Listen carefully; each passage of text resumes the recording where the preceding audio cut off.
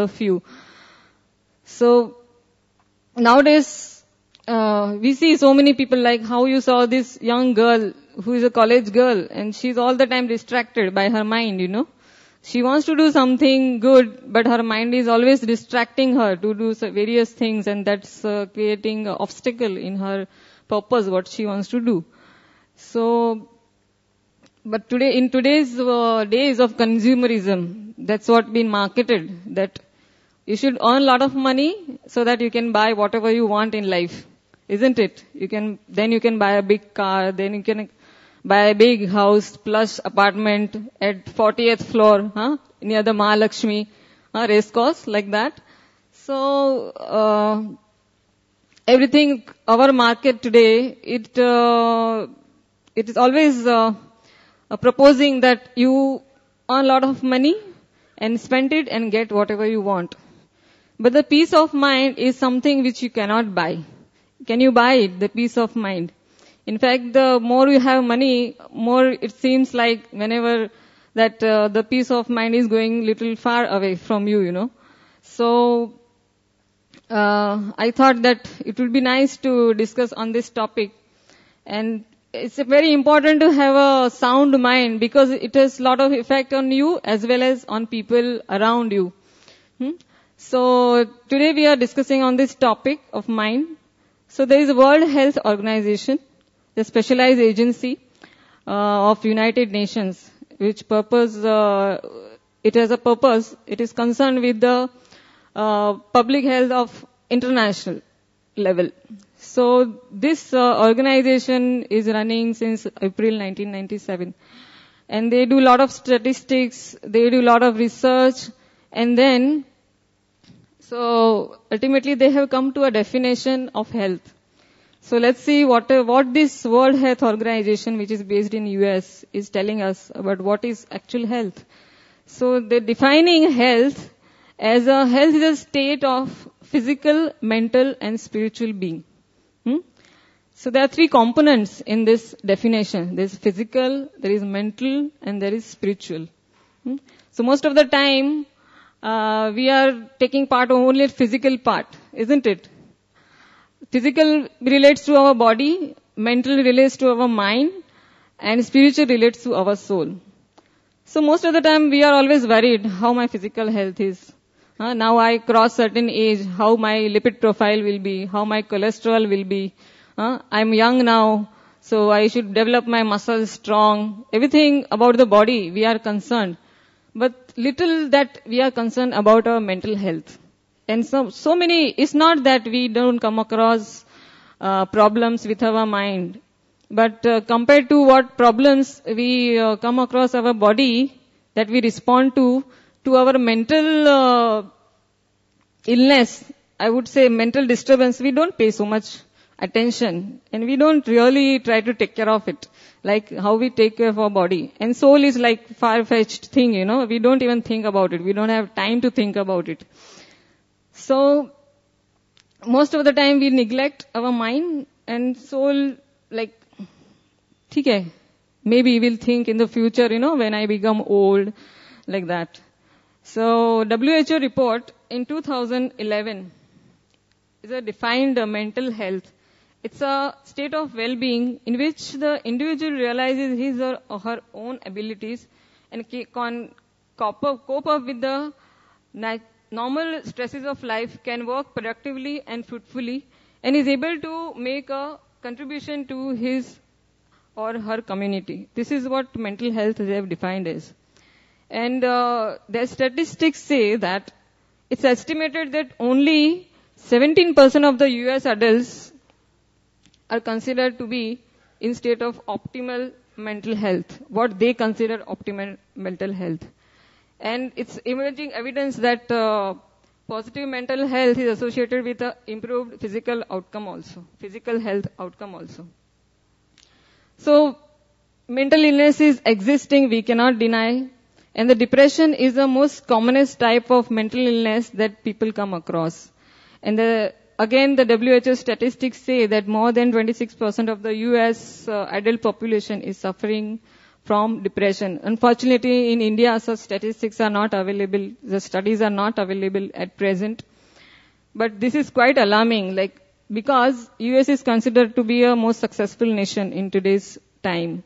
And there, this mental health is not up to the mark as it should be, because they are supposed to be with all the facilities and all the power in the country. They are supposed to be happiest people, and they are supposed to be peaceful, satisfied. But the statistics doesn't show that.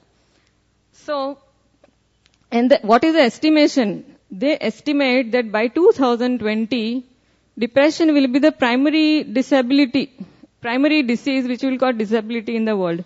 In today's date, the ischemic heart disease is the most common problem. But their estimate is that, the prediction is that by 2020, mental illness is going to take over the world. So it's a serious issue, and we must pay attention on this. So what happens when our mind is disturbed, and when does our mind get disturbed? All of us face many situations in life which is called something called suffering.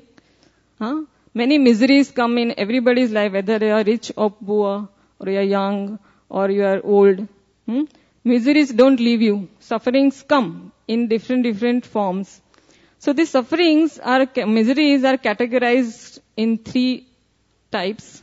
These are called Adi-Daivik miseries, Adi-Bhautik miseries, and Adi-Atmik miseries. So what is Adi-Daivik? Adi-Daivik means natural calamity.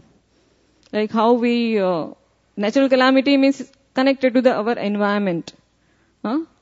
Either there is no rain, or there is too much rain. A few years ago, our Mumbai city faced this problem of flooding in July. Whole city was flooded, and people were stranded for days in one corner of the city. So many people died. So that is a misery, and definitely causes disturbance to our mind. Even though we saw so many people dying, they were not our relatives, but we were feeling so bad. We were feeling miserable at heart. And people were coming out, people stranded for 2 days, they had not eaten anything. So people from the buildings, they would get down and give food to them. That's how people were feeling. That emotional rapport was built when people are suffering. So then that is the one kind, that too much rain. Then too much cold also sometimes causes. In China, we hear in the news, every year there is a cold wave and hundreds of people die because of the cold. And too much heat also, again a problem, natural calamity. And what to speak about the earthquakes and typhoons and hurricanes and so many natural calamities. Definitely, we don't feel happy about it when we hear it or see in the visual form in the news. We don't feel happy about it. So that's the one kind of misery. Another kind of misery is Adi-Bhautik. Adi-Bhautik means that misery is caused to you, suffering caused to you by other living entities. In living entities comes everybody, where there are bacteria or viruses which create havoc. When they enter wrong bacteria or virus enters your body, then they create havoc in your body, right? Then so many kinds of animals, and most important animal is human being, which cause you misery. We all can together say yes for that. So there's the Adi-Bhautik, and there is Adi-Atmik misery. What is Adi-Atmik? Misery caused to us by our own body and our own mind. Body is aging gradually, so according to age, all the problems will come. That will cause you suffering. That will cause you misery. You cannot avoid it. Old age, you cannot avoid it. And the mind. How mind is causing you a problem? Just imagine when you are insulted or you are upset about something, or you are really hurt in your heart. Your heart is really hurt. Then somebody will tell you, okay, take these tickets to Switzerland. Enjoy. Will you be able to enjoy? Facility will be there with you, but you will not be able to enjoy. The most delicious pizza, your most favorite, or pasta, or cake, somebody gets you, and you are upset, but You cannot relish that cuisine at that time because your mind is upset. It's not allowing you. Then, what are the other things? They seem to appear to give us happiness. Big house, lot of jewelry, dresses designed by the designers. But if your mind is disturbed, even if you have all of this at your hand, but they will not allow you to be peaceful and satisfied and happy. So mind is the most important. We are supposed to, why it's happening? Why the mind is so powerful? And you cannot do anything about it. So we need to understand how this mind works. But unfortunately, there is no information given about mind in our medical textbooks. Nobody teaches us about our mind. How we should understand our mind. When problem comes, what should be the medicine? What should be the treatment? When the mind gets diseased. But the answer is given in our ancient Vedic literature. Then it describes that mind is a very subtle element of the creation of the God. In creation of the God, there are gross elements. Gross means which you are able to see with your own eyes. And there are subtle elements which you cannot see, but they are existing. And they cause a definite effect on you. The gross elements, earth, water, fire, and air, and ether. So in Hindu tradition, everybody is aware, this is Panch Mahabhut they call. So these are the gross elements which are the creation of the God. And along with there are subtle elements which are mind, intelligence, and ego. Mind you cannot see. Intelligence you cannot see. Your ego you cannot see. But they are controlling you. Isn't it? They are there and they are controlling you. Scientifically, they cannot prove mind looks like this or it behaves in this pattern in this situation. Scientifically, they have not done any studies or they are not able to say, I would say, that studies on the mind. But our scriptures describe what is the mind. Mind is a subtle element and how this mind is working on you.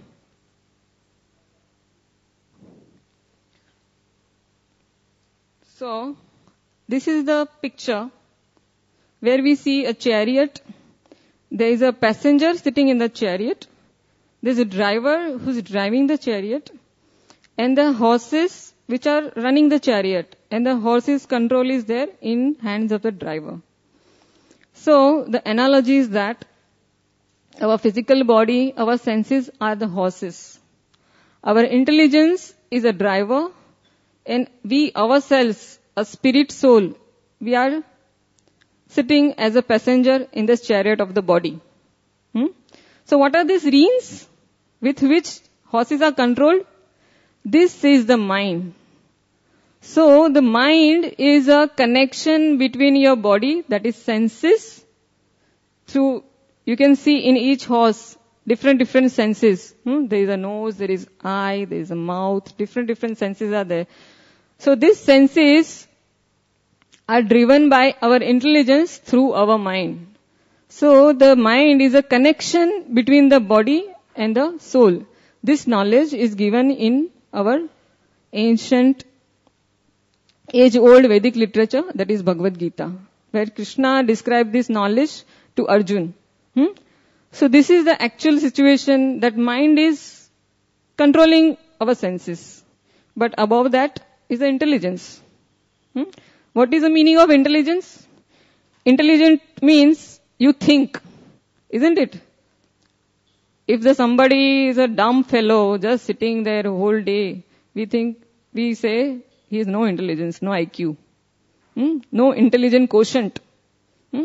Intelligent means you are supposed to think. You are supposed to think what you are doing, where you are going, why you are going, why you are doing certain things, and why you are not doing certain things. We are supposed to think. So whenever we go to, since childhood we go to school, then college, then many times in the childhood makes us think, why I have to go? Why I have to go through all these things? Let me just play and enjoy. But our parents tell, It is their intelligence. They give us a good advice. This is good for you. You have to discipline yourself. You have to study, get a degree, and then that will be useful for you in the future. So that is intelligence. You know the purpose why you are doing it. If you go to shopping mall, you definitely know why you are going to shopping mall. Isn't it? If you go to vegetable market, you know you come to buy vegetables. You will not go and tell vegetable vendor, अच्छा भैया मुझे दवाई चाहिए है क्या आपके पास? You know that he will have only vegetables or medicine will be only available with the doctor. And to doctor you don't go and tell, doctor, my car is not working. I think some problem is there. Can you just see? So we know where to go for what. That is our intelligence. But what happens when we go to temple? Do we think? Somebody asks you, suppose, oh, you're going to temple, why you're going? In student life, I used to answer, Arey, my exam is coming. That's why I'm going. And sometimes exam is over. Results are going to come. So I'm just going to God just to pray, to make Him happy, and then everything goes well. So that's the purpose of going to temple. But most of the time, in Indian families, children or adults also sometimes, they go to temples because there is a family tradition. On Janmashtami, our whole family goes to temple. And we together do the Abhishek. We go to Radha Gopinath temple. We do Abhishek together. This is our family tradition. But why actually you are going? What is your purpose? Yourself, you have never think, why I am going? What I am looking for it in that particular action, So that's the thing. But our scriptures describe, what do the scriptures describe? What is a temple? They describe that a hospital is like a hospital. In hospital, what does happen? A sick person is treated, right? So the temples are meant to be for our sick mind. When our mind is diseased, then when we come to temple, then we regain our health of our mind.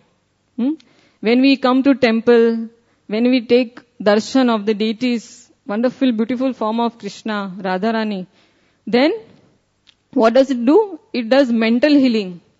It does spiritual healing, which will not happen anywhere else you go. You go to shopping malls, you see all the girls' statues with a dress, you will not get spiritual healing. Will you get spiritual healing? You will get desire, array, now I have to buy this dress. So actually your problem will increase because then you will start working whether I can buy or no, what are the obstacles, how much money it needs, all that you get into that whole cycle. So when you come to temple, it's for you regaining your spiritual and mental health. And very less people in India knows about it because we don't think so much about temple. We think about so many things in our life seriously, but about going to temple, we don't think so much. So temple is supposed to be hospital, and where our mind is getting treated, our mind is regaining its original health, and we are becoming spiritually strong. That's the function of the temple. So this mind is creating so much importance in our life. So how to understand? There is certain mechanism in which the mind works. So how the mind works? There is a mechanism. And we are going to discuss about the mind, these 3 points, mechanism of how a mind is working on us, what are the problems which mind causes, and what is the solution. So the mind, mechanism of mind is, every one of us have a different attitudes in life. And according to our attitude, we perceive things. We will have certain kind of perception according to our attitude in life. And then according to our perception, we'll behave. That will decide our behavior. And that will give us some memory, and that memory will give us particular thoughts. And that thought ultimately will comprise our consciousness. And it's a vicious cycle.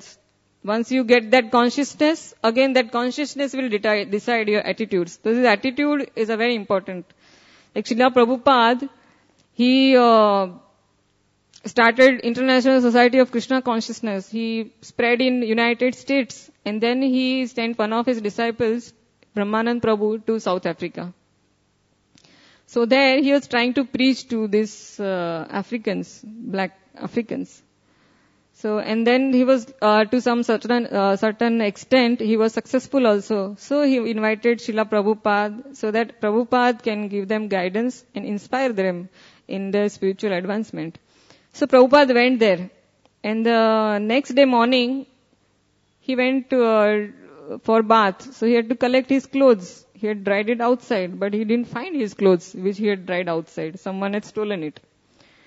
So, and then Prabhupada said, okay, I don't know what happened. He took another pair of clothes, he wore it, he went to temple hall, he started his Bhagavatam class. And when he started Bhagavatam class, there were many devotees sitting. And he saw one boy, he was wearing saffron clothes, and that was Prabhupada's clothes.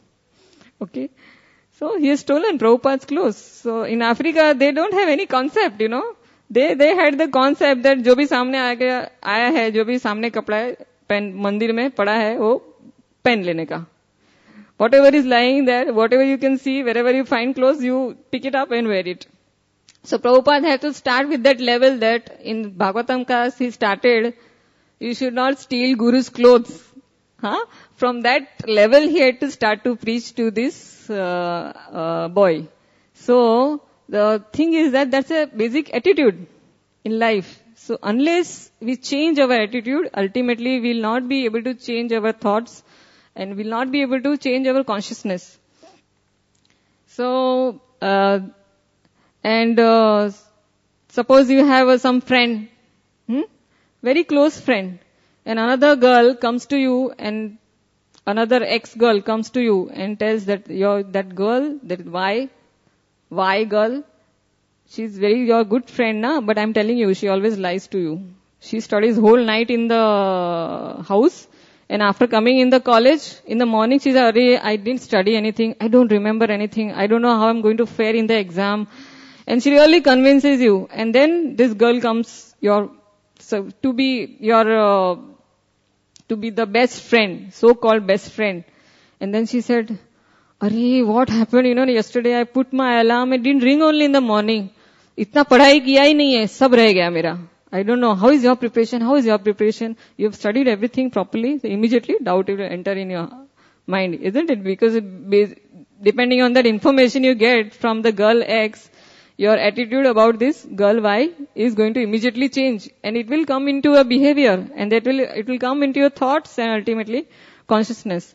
So if we change our consciousness to mundane consciousness, from mundane consciousness to spiritual consciousness, then you can stop this vicious cycle.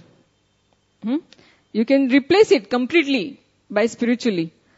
So how you can change? When your consciousness becomes spiritual, then your attitudes also will become spiritual. You will think from spiritual point of view, everything. Then your perception also will change. You will see everything according to spiritual values. Then your behavior will also change completely because you have certain values in life. And then your thoughts will become pure, pristine, clear. And then your consciousness again, spiritual. So, we need to make our consciousness spiritual. But it's like a doctor-patient relationship. When doctor prescribes some medicine, this patient has to take it. He has to take it, right? Otherwise, how he will cure his disease? Doctor can give you advice, but ultimately, you have to take the medicines, and that too on the regular basis. If the person is diagnosed diabetes, he understands, okay, now 1 month I will take, and then he leaves. What happens? He becomes more sick. So you have to take it on regular basis. And unless that person knows that how important it is for him to take that medicine, unless he has that knowledge, he will not take the medicine. So similarly, we have to know what kind of actually problems mind is causing to me. Then we'll take it more seriously. So there are 3 C's, they are categorized, which problems which mind causes us.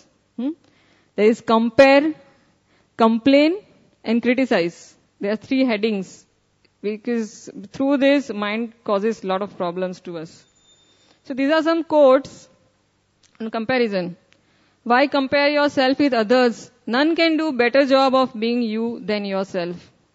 If you compare yourself with others, it will be vain and bitter, as there will be always persons greater or lesser than you. Winners compare their achievements with their goals, while losers compare their achievements with that of others. Compare your grief with other men's, then your grief will be seen less. So these are nice quotes on comparison.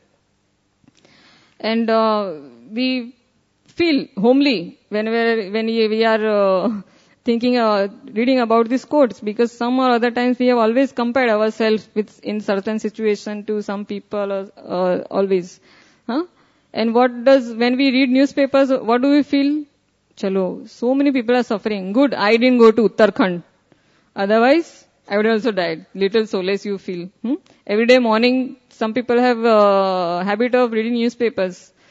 Once Srila Prabhupada asked, because one disciple wished Srila Prabhupada, good morning Prabhupada. So, Prabhupada sometimes, Prabhupada very unexpectedly, he will ask you something. So he asked, what is good about this morning? What's so good about it? And it's Prabhupada in front of you. You can't bluff. So he was speechless. So Prabhupada say, good morning means nothing bad has happened as of yet. That is good morning. So anything can go wrong in your day. It doesn't mean that morning is good means whole day is going to go good. So, what is this disease of comparison? We want to always establish ourselves as better than others. How this person is better than me? How is having this better than me? I am supposed to be the best. And I will do anything to achieve that. And various levels we compare. Various levels we compare. So, first comparison, early time of our life. Start with the education or talent. Education, अरे 2 mark कम मिला, मेरा distinction रह गया. You passed, you are not. That's what happens in medicine, That is, I have experience. In medicine, you don't pass at 35 marks out of 100. You pass at 50%. So, even if you pass, that's a great thing actually in medicine. But, since the students who enter the medical college, there is habit. They are very competitive. They are counting each and every mark. So, they will count, if I would have just got 2 marks more, I would have got distinction. He is not happy that he's passed, but he's miserable because of that, And students commit suicide, they go in depression because of this comparing disease. It is called infection of our mind, that's comparison.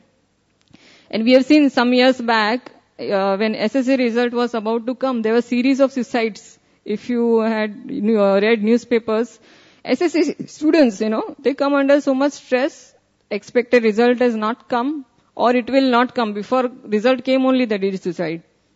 In IIT also, the best lot of our country, they are supposed to be most intelligent people, students who enter the IIT. But there had been a series of suicides in different IIT centers of a country. And that's on regular basis. It keeps coming in the newspaper. So what is the problem? It's a comparison problem. And this is one spectrum of students that they are not happy with their performance. In fact, when I was in my college, I heard that one boy, he committed suicide. Why he committed suicide? Because in MBBS, he was gold medalist. But when he passed his surgery, he stood second. He couldn't take it.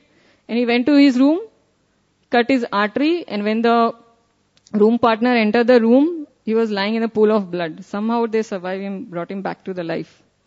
So this is a problem, with most successful people, this problem occurs. So, it has nothing to do with intelligence. It has all the things to do with our mind, where we don't pay so much attention. Then, that's a studious class of students. And there are another class of students. They feel, अरे, मेरा तो 2 ही केटी है, तेरा 3 केटी है क्या? There another spectrum is there. They are happy being in the college. Even they don't pass, they are happy. And then they feel that getting admission into college is my business. Or getting me out of the college's problem. So it's how you train your mind, how you develop your attitude in life. Like that you are going to lead your whole life. So that's the point. And everybody cannot be good in each and every skill. Everybody cannot be. If you think about the orchestra has so many musical instruments. Right now these girls were doing kirtan. One girl was playing kartal. Then harmony was not there. Mridang was there. Then khanjri was there. Now kartal will think that मेरे को मृदंग के जैसा ही बजना है. तो कैसे होगा? And khanjri will say that kartal is making much more better sound than me. I want to do like that. But we are not realizing that what we have.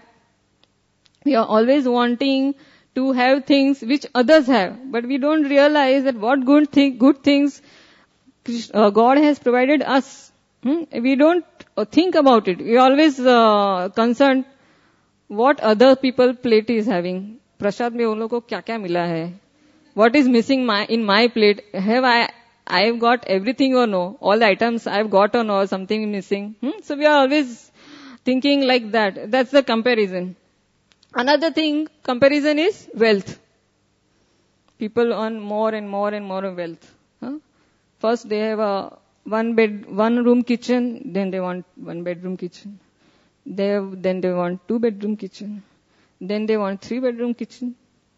Then the number of things keep increasing, isn't it? So wealth, again comparison. My friend got this big flat, I have to get better than him. He's earning this much, I have to earn more than him. He got job in this company, I have to got job in better company than him. Again comparison. But there's an interesting thing about the Alexander, about him whom we hear in the history. So Alexander, he conquered from Greece. He was conquering all the countries. And he had heard that India has the treasure. Best treasure all over the world is in India. They have so much gold, they have so much wealth, people are so happy, there are nobody steals anything, there are no thieves, everybody is so happy, satisfied, because they have everything. So this Alexander wanted to get those things. So he came to India. But as soon as he arrived the border of country, at that time it was Hindustan. So as soon as he arrived, the speciality of India, which many foreigners are afraid, mosquitoes. One mosquito bit Alexander, he got malaria at that time. And that time there were no Apollo hospital or no branded hospitals, chain of Vocard, chain of hospital, this chain of hospitals. So he was suffering, he was getting treatment, but he was not responding to it.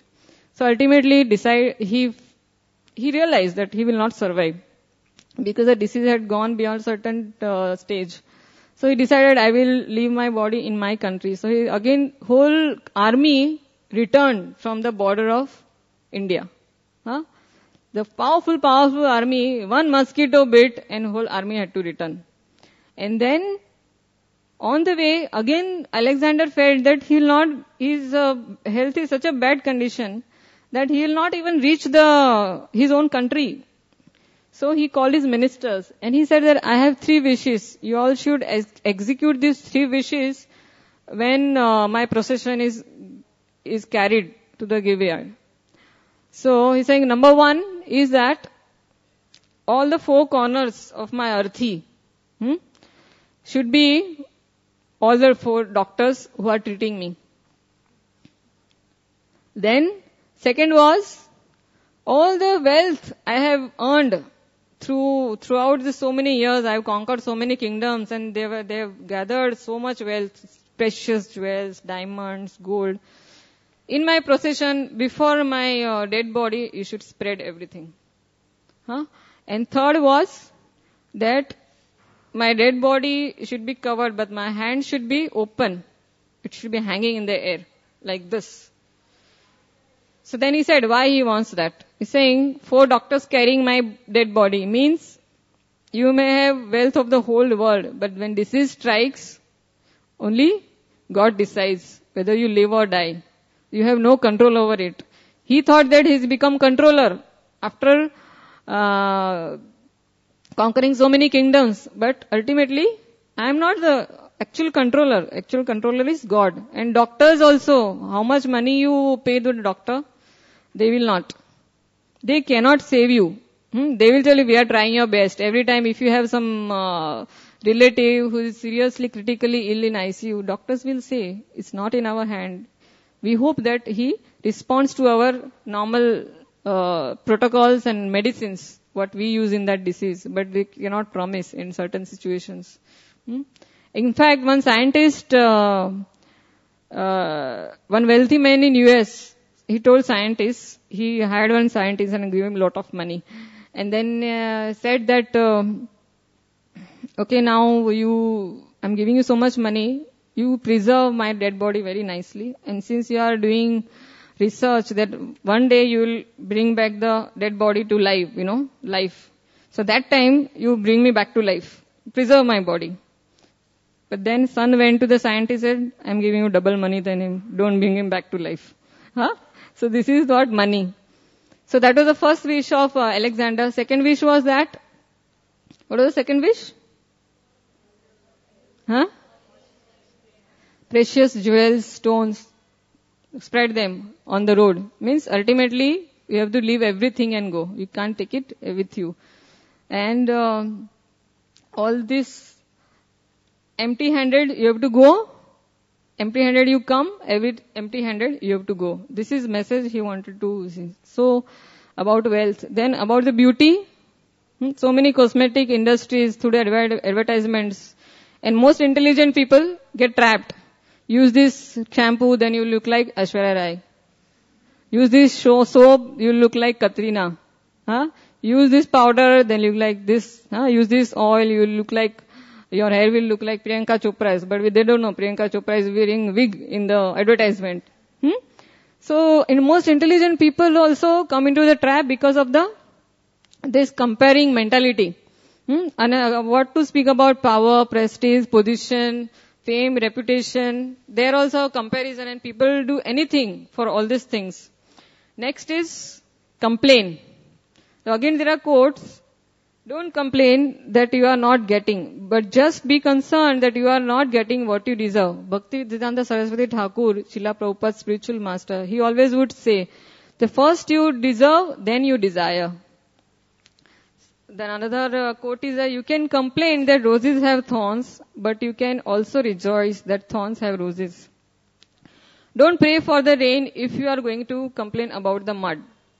I had no shoes and I complained till I met one who did not have the feet. So these are nice quotes because we always complain in various situations in our life. So one very thin, lean guy was there. So, and people would really make fun of him, Sometimes thin people like me, we face such problem. Since last 20 years, people tell me only, now you reduced weight. So, they keep telling me. So this thin person, he felt very bad. He went to church, he prayed to God, and then God sound came. Okay, my son, now I will help you only if you promise me. He said, I promise. So he said that you every day for 1 year, for half an hour, go to this mountain which is there behind the church and then push it for half an hour and do it for 1 year. Then come back to me. But this boy had little bit faith in God. At the same time he had doubts what kind of instruction, But he diligently did it. But while doing, he was never thinking anything else but how God can be so ruthless with me, He's giving me such stupid instruction. But he did it and then he returned after 1 year. He said, God, now I have returned. But I want to ask you a question. What kind of instruction you gave me? You didn't bless me, but you just, is it possible for anybody to move a mountain? You are telling me to push the mountain? So God said, I told you only to push, not move. Saying you are pushing for 1 year every day for half an hour. Look at your muscles. You have become so strong. And he went in all the season. He went in heat, he went in rain, all the winter. He properly followed God's instruction. So his body also became very healthy. So look at you. But throughout, because of his thinking some negative thing, he could not realize a positive thing that was happening to him. So that's what happens with all of us when we start complaining about certain sufferings or certain disturbing situation in our life. We start complaining, God, mere saath hi aisa hona tha. Why with me? Why with me? But those who have a faith in God, they will not complain because they understand. According to my karma, I have to go through certain reactions, but ultimately God loves me. Next is criticize. Quotes again. Before you criticize someone, walk a mile in their shoes. He has a right to criticize who has heart to help. Those who can do it, those who can do it. Those who can't, they criticize. Before you speak, listen. Before you write, think. Before you spend, earn. And before you criticize, wait. So again, criticize. The best example I thought would be Sas-Bahu relationship. Whatever daughter-in-law, Indian daughter-in-law, she will try to do the maximum things, best things, but mother-in-law, so-called, they're typical. I'm not saying all the mother-in-laws, but sometimes they are typical mother-in-laws. She will always have some complaint about her bahu, her daughter-in-law to say about. But that's a problem of her mind. That's a mental illness. Criticize. So some people see so many good things and little bit, ठीक है, इसमें थोड़ा है problem, but it's okay. Some people see everything equal. Good is also there, bad is also there. And some people, little bad they will see and they will make the whole thing so big. So that's again mental disease, so-called mental disease, which we should think about. So, but what are the causes of this? So, about these problems of compare, complain and criticize, our answer is given in our Shastras. Our consciousness is full with all these anarthas, lust, greed, envy, anger, illusion and false ego. So for comparison, it relates to greed and envy. Then for complain, it relates to sometimes we complain, we become angry, and we complain because we feel that things didn't work out according to my thinking, and we think we are controller, but it's an illusion, you are not the controller. And you criticize because you feel you are the best. You have all right to pass comments on others. So these are the 6 anarthas. So what do you do about these anarthas? There is a treatment given. What is the solution? How to get rid of these anarthas? There is a A, B, C, D formula. So A, B, C, D formula, first is A for association. If we want to get rid of these vices, we associate with spiritually inclined people and pure devotees of the Lord. Why? Because first of all, they will make you realize that your mind has a problem and you need to take medicine for that. Then you can become free of that problem. They will inspire you and they will give you hope also. That yes, it is possible to make your mind free of all these vices. And on regular basis, we should hear from them and we should associate with them. Then next is read spiritual books. Why spiritual books? Because it describes about the transcendental knowledge. Transcendental knowledge means when you attain that knowledge, when you read it, it brings your consciousness on transcendental platform. It inculcates in you spiritual values. It trains your mind in discipline. And at the same time, you develop faith in God because you read the philosophy. And at the same time, when you read, we read so many pastimes, we read or hear so many pastimes of God. We have direct contact with God. And that has lot of effect, purifying effect on our mind. Then C is for chanting the holy name. So this holy name, we are supposed to chant a mantra. What is the meaning of mantra? That is break. Man and tra. Man means mind and tra means to make free of. You make your mind free of misery Then you chant the mantra. So, many people say that many other processes also recommended that for if you want to control your mind, do this meditation and do this process, do this yoga. But in Kali Yuga, scriptures describe that Yuga Dharma is chanting the holy name. Is doing yoga, actual perfect yoga, if you want to do, it is not possible. All the details are given in Bhagavad Gita. How one person can, if he does proper Dhyana yoga, then he can attain perfection. But that's not possible in Kali Yuga. But just chanting, simply chanting the holy name, it's a very simple process. And anybody can do. A small boy can also do, adult also can do, old person can do also. And Brihad Naradiya Purana, it describes that Hare Nam eva kevalam, kalo nasteva gatir anyatha.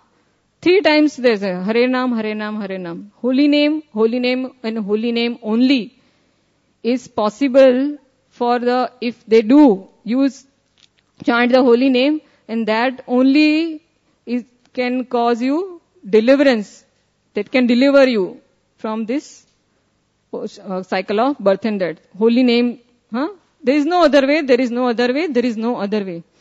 And in Kali Santana Upanishad, it is described as this chanting, this mantra of Hare Krishna, Krishna Krishna, Hare Hare, Hare Ram, Ram Ram, Hare Hare.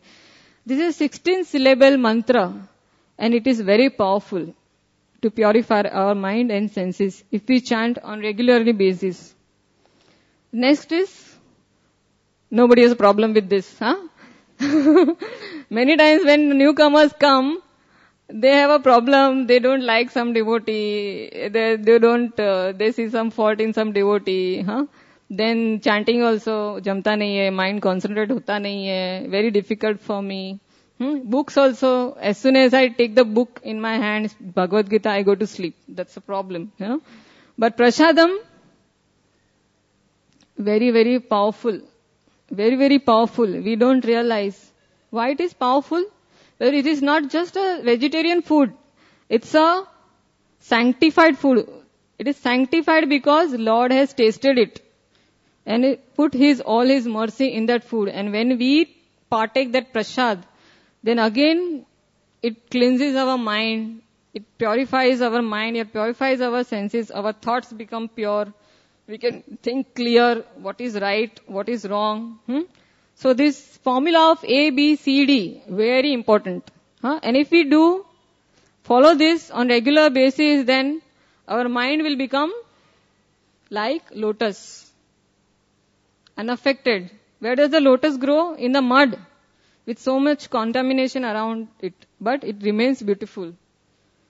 Doesn't get affected by the contamination around. So similarly, we may be living in city, we may be having lot of temptations or disturbing situations, disturbing sufferings around you. But if we just follow this formula of association, reading or hearing, and chanting holy name and taking prasad, then our mind can become lotus, untouched by anything around, pure in service of the Lord. So this is a message we want to give. And mind is not so difficult. Arjuna told Krishna in Bhagavad Gita that it's so restless, it's obstinate, turbulent mind. It is very difficult to control. And Krishna agreed, yes, what you are saying is true. Undoubtedly, the mind is restless and very difficult to control. But if you perform suitable practices and detachment, then you can control the mind. Detachment means, Prabhupada said, 4 regulative principles. No meat eating, no intoxication, no illicit sex, and no gambling. And suitable practice means A, B, C, D. If we just do this on regular basis, then we'll have sound mind. So we take inspiration from Bhagavad Gita. And I thank the organizer of the Chetana committee to give me this opportunity to speak again in midst of all of it. And thank to all of you also for being so patient. We'll have to today skip this question answer session because there is another program in the temple hall. We have to vacate the temple hall in 5 minutes. So we have just have a short kirtan for 5 minutes. And then all of you can go down and take prasad. If you have any problem after the kirtan, you can just come to me. We can have some discussion. Okay? Who's singing? You're singing? 5 minutes only. So all of you can rise, stand up. We'll have a short chanting of the holy name. Chanting of a holy name, when we individually chant, then becomes very difficult. But when it is congregation, when it is chanted in company of so many other people and other devotees, then it becomes very easy. And again, it has a very soothing effect on our mind. So let us engage for very short kirtan and get the full benefit of it. Hare Krishna.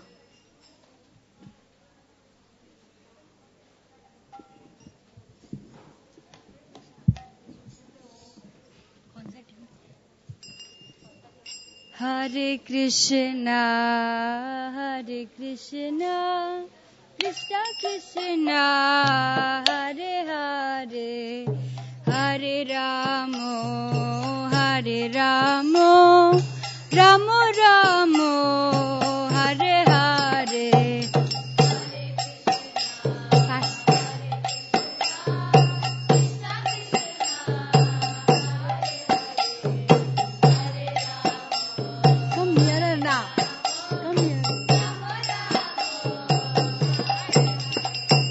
Hare Krishna.